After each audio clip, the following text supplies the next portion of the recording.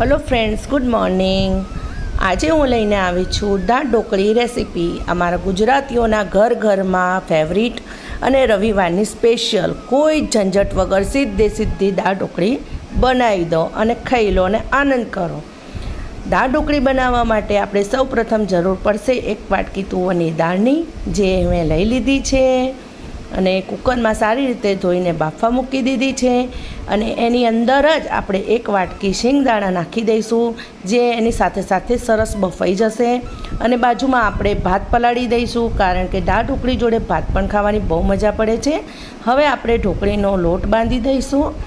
લોટ બાંધવા માટે સૌપ્રથમ મેં ઘઉંનો લોટ લઈ લીધો છે, 5 થી 6 ભાખરી જેવો, અને એની અંદર અજમો, પછી સ્વાદ પ્રમાણે મીઠું, હળદર, મરચું, એ આપણા બેઝિક મસાલા આપણે એની અંદર એડ કરી દઈશું અને સરસ લોટ બાંધી દઈશું।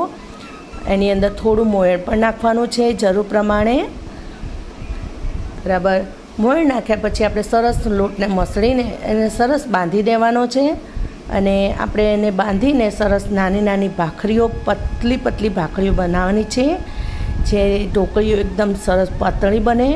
ખાસ એનું ધ્યાન રાખવાનું, ઢોકળી જાડી હોય તો આપણને મજા નથી આવતી, જેટલી પતલી ઢોકળી હશે તો જ મજા આવશે, બરાબર છે। જો આપણે લોટ હવે બાંધી દઈશું સરસ મસળીને,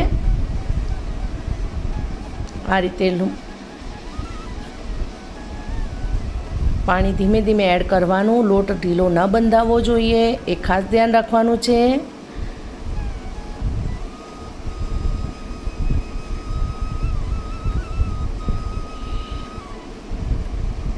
દર રવિવારે લગભગ ગુજરાતીઓના ઘરે દાળ ઢોકળી હોય જ છે।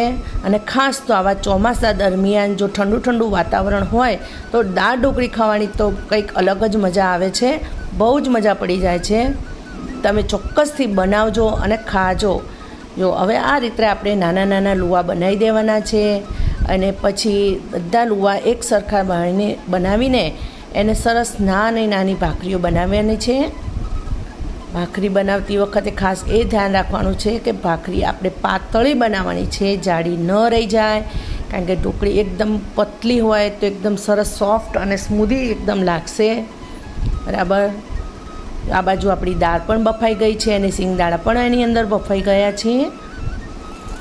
હવે આપણે એની અંદર થોડું પાણી એડ કરીશું અને પછી એની અંદર થોડું હળદર અને મરચું ઉકળવા માટે એની અંદર એડ કરી દઈશું, એટલે ઉકળીને એ દાળ સરસ કલર પકડી લેશે। જો ઢોકળીનો રસો એકદમ પતલો રાખવાનો છે, કારણ કે આપણે જ્યારે ઢોકળી અંદર એડ કરીશું એટલે ઢોકળી ઉકળીને રસો જે ઘટ્ટ બનશે એ એકદમ સ્વાદિષ્ટ બનશે।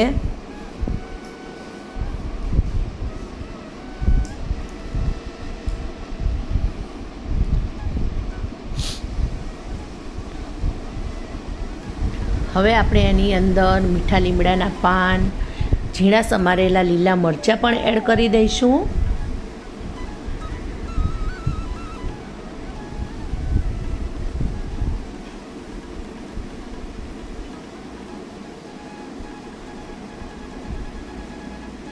આદુનો ટુકડો નાખવાનો છે, આદુને સરસ છોલી લેવાનું છે, એની પરથી છાલ ઉતારી લેવાની છે, અને પછી એને ખલમાં સરસ કૂટી નાખવાનું છે।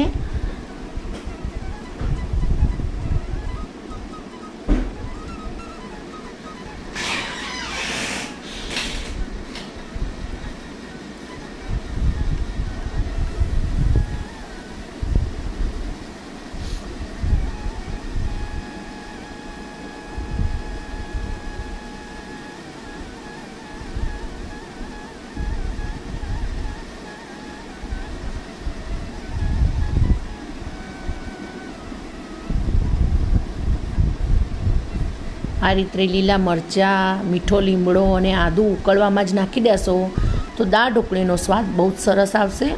હવે આપણે એક ભાખરી આ રીતે સ્ટેપ બાય સ્ટેપ વણતા જઈશું, અને એકદમ પતલી વણવાની છે, બરાબર। અને એના એક સરખા પીસ પાડીશું।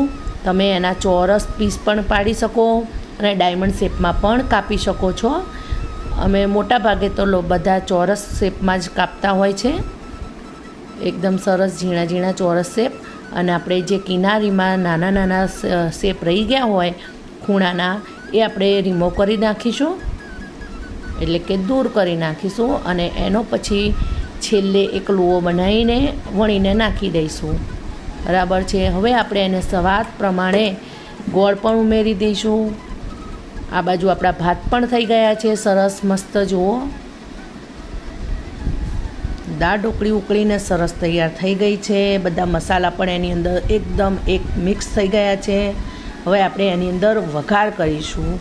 વઘાર માટે મેં તેલમાં રાઈ, જીરું, મરચું એડ કરી દીધું છે અને એની અંદર ટામેટાં પણ નાખી દીધા છે. ટામેટાં ગળી જાય ત્યાં સુધી આપણે એને સાંતળવાના છે. જુઓ, આ દાળ ઢોકળીનો ઊંધો વઘાર હું કરું છું. હવે આ વઘારમાં આપણે દાળ ઢોકળી વઘારમાં નાખવાની છે. વઘાર દાળ ઢોકળી પણ નહીં રેડવાનો. વઘાર દાળ ઢોકળી પર રેડીએ તો ઉપર તેલ તરતું રહી જાય છે. અને જો આ રીતે તમે વઘારમાં દાળ ઢોકળી નાખશો અને મિક્સ કરીને પછી જો દાળ ઢોકળીમાં એડ કરશો તો ઉપર સહેજે તેલ નહીં તરપે. જે આપણને ઘણા લોકોને એલર્જી હોય છે કે બહુ ઉપર તેલ દેખાય તો ઘણા લોકો ખાતા નથી. પણ આ પદ્ધતિથી તમારે દાળ ઢોકળીમાં બિલકુલ તેલ નહીં દેખાય અને એકદમ સ્વાદિષ્ટ બનશે. તમે આ રીતે ચોક્કસ ટ્રાય કરજો.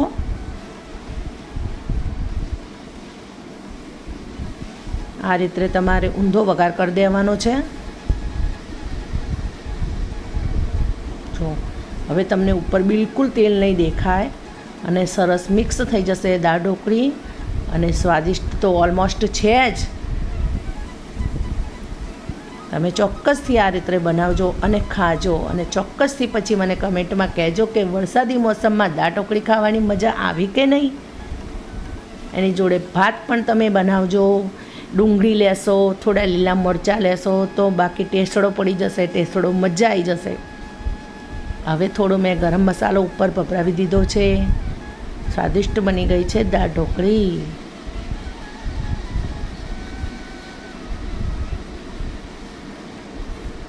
આ ચાલુ વરસાદમાં તમે ચોક્કસથી બનાવજો હો, ભૂલ્યા વગર.